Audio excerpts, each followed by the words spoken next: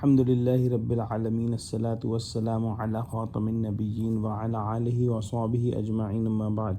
فأعوذ بالله من الشيطان الرجيم بسم الله الرحمن الرحيم قال الله تعالى في سورة الكهف كلتا الجنتين آتت أكلها ولم تظلم منه شيئا وفجرنا خلالهما نهرا وكان له ثمر فقال لصاحبه وهو يحاوره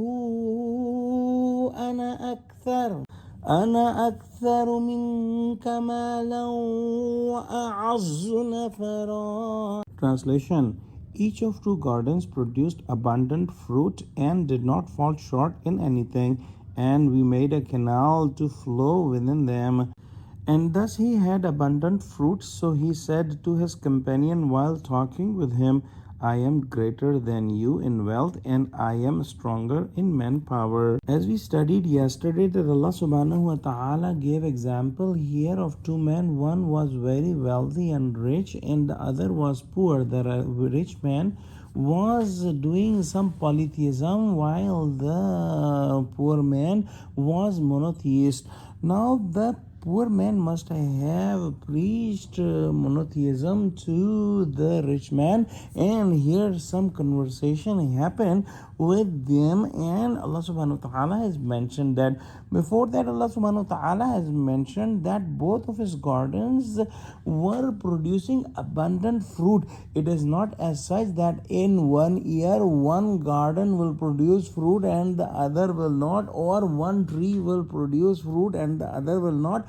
Every year both the gardens and all the trees that were the date palm trees were producing abundant fruit.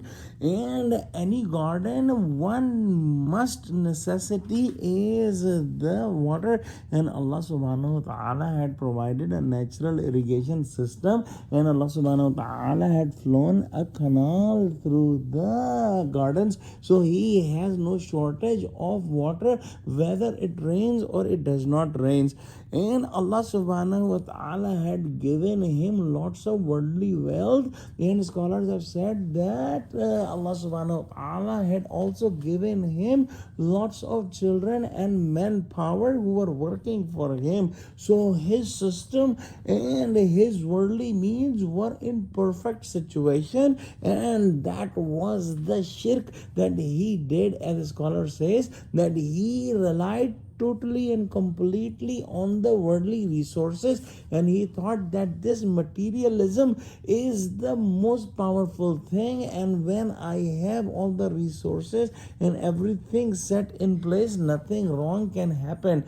Because in this story we will not study about any idol or false god. This is the only problem that we see, that he had such a beautiful and such a foolproof system of generating wealth, that he thought that the material facts and the materialism is the main doer.